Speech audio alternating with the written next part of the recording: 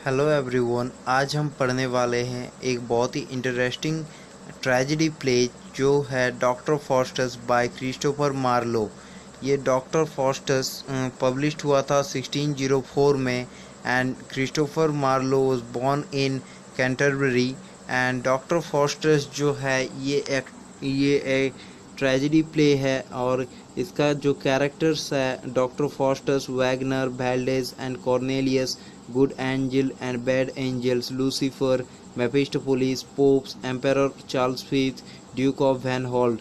जो ये सब कैरेक्टर है ये सब मेजर कैरेक्टर है। इसमें और भी कैरेक्टर्स है लेकिन मैं यहाँ पर यही कैरेक्टर डिस्क्राइब कर रहा हूँ जो इस प्ले को समझने में आपको मदद करेगा। So that's all. चलिए शुरू करते हैं इस प्ले को। यहाँ पे ये डॉक्टर फॉस्टस जो है ये विटनबर्ग जर्मनी में रहता है और ये है एक मतलब नॉलेजेबल पर्सन जो जिसके पास हर चीज़ का नॉलेज है। और ये बहुत ही कम एज में सब कुछ नॉलेज गेन कर चुका है। तो ये अब चाहता है कि ये कुछ हटके करे। तो ये अब ब्लैक मैजिक सीखना चाहता है और इसका जो नौकर और सर्वेंट है वैगनर, ये डॉक्टर फॉस्टस को लेके दो वो ब्लैक मैजिशियंस के पास ले जाता है। जो ब्लैक मैजिशियंस मतलब ओझा जो कि वो ब्लैक मैजिक करता है। वैल्डेस एंड कॉर्नेलियस ये दो थे ब्लैक मैजिशियंस। तो इनके पास ले जाता है डॉक्टर फॉस्टस को। और तब ये वैल्डेस एंड कॉर्नेलियस डॉक्टर फॉस्टस को एक किताब देता है ब्लैक मैजिक का। तो वो जब डॉक्टर फॉस्टस लेता है तब उनके सामने दो एंजल्स आते हैं, good angels and bad angels. तो गुड एंजल्स चाहता है कि डॉक्टर फॉस्टस वो ब्लैक मैजिक ना सीखे और बैड एंजल्स चाहता है कि वो ब्लैक मैजिक सीखे। तो इसके बाद जब डॉक्टर फॉस्टस बैड एंजल्स की सुना और उसके बाद सबसे पहले उन्होंने मेफिस्टोफेलिस को पुकारा और उन मेफिस्टोफेलिस उनके सामने आके हाजिर हो गया। तो मेफिस्टोफेलिस को डॉक्टर फॉस्टस ने कहा कि तुम मेरे सर्वेंट बन जाओ। लेकिन मेफिस्टोफेलिस ने कहा कि मैं तो लूसीफर का सर्वेंट हूँ। तो अगर आप मुझे अपना सर्वेंट बनाना चाहते हैं तो आपको लूसीफर का परमिशन लेना पड़ेगा। तो अगर उसके बाद जब डॉक्टर फॉस्टस चाहा कि मेफिस्टोफेलिस को अपना सर्वेंट बनाने, तब लूसीफर का एक एग्रीमेंट था जो कि ये अगर अगर अगर 24 ईयर लेटर मतलब 24 ईयर के बाद डॉक्टर फॉस्टस अपना सोल लूसीफर को दे दे तो मेफिस्टोफेलिस डॉक्टर फॉस्टस का सर्वेंट बन जाएगा और डॉक्टर फॉस्टस को इन 24 ईयर्स में सब कुछ ब्लैक मैजिक का सब कुछ नॉलेज मिल जाएगा और पावर भी मिल जाएगा। तो डॉक्टर फॉस्टस उस एग्रीमेंट में सिग्नेचर कर देता है। लेकिन यहाँ पे जब डॉक्टर फॉस्टस उस सिग्नेचर में उस एग्रीमेंट में मतलब सिग्नेचर करने जाता है तब उनका जो ब्लड है वो जम जाता है। तो वो कोयला लाके उनका ब्लड को वो पिघलाया जाता है और फिर उससे वो सिग्नेचर करता है। ये एक साइन था कि डॉक्टर फॉस्टस कुछ गलत करने जा रहा है। उसके बाद जब उन्हें सब कुछ पावर मिल गया तो डॉक्टर फॉस्टस ने मांग की कि उनके लिए एक वाइफ ला दिया जाए।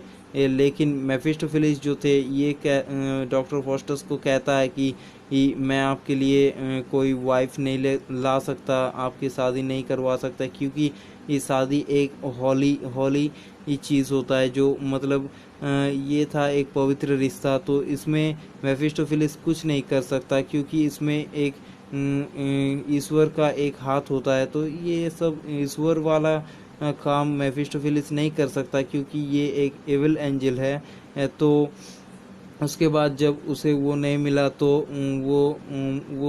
वो चाहता था कि ये सब छोड़ के वो गॉड से मतलब जब उनका डॉक्टर फॉस्टस का मन किया कि वो डॉक्टर फॉस्टस का मन किया कि वो जाके गॉड के पास माफ़ी मांग ले।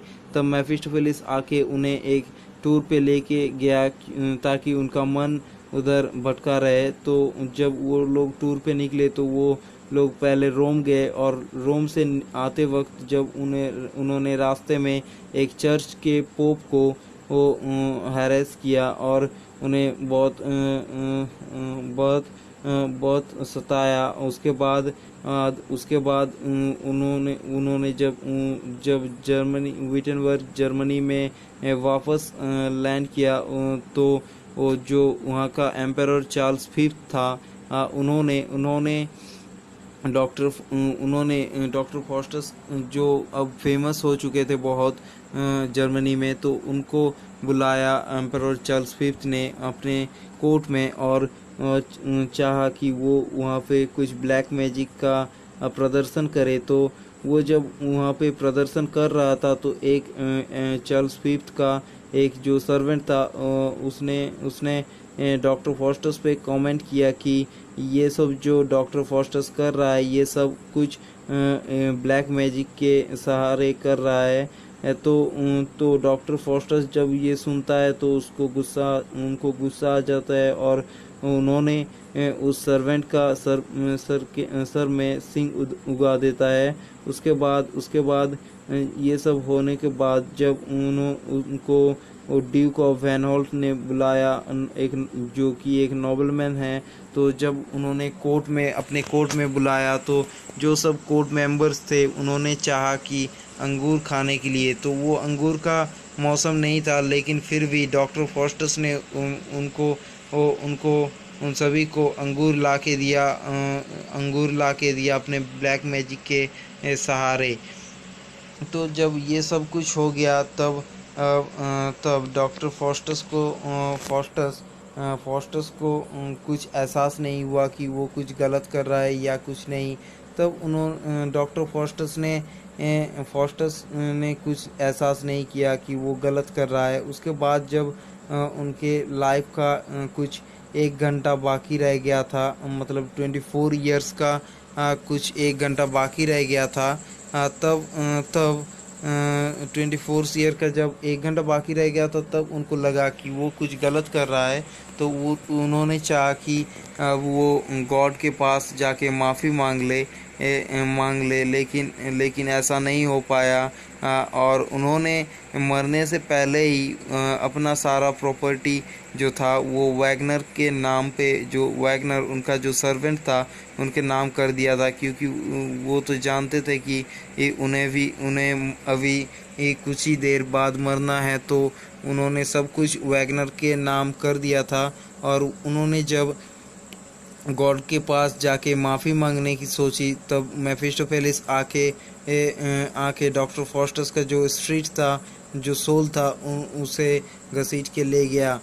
तो जब वो माफ़ी मांग रहा था गॉड से, तब भी डॉक्टर फॉस्टस गॉड से भी एक मतलब एक सौदा कर रहा था कि अगर जीसस क्रिस्ट का एक बूंद खून मिल जाए तो डॉक्टर फॉस्टस का जो एग्रीमेंट है उनसे वो मुक्त हो सकते हैं। तो डॉक्टर फॉस्टस का कैरेक्टर यहीं से पता चलता है कि वो अपना सारा लाइफ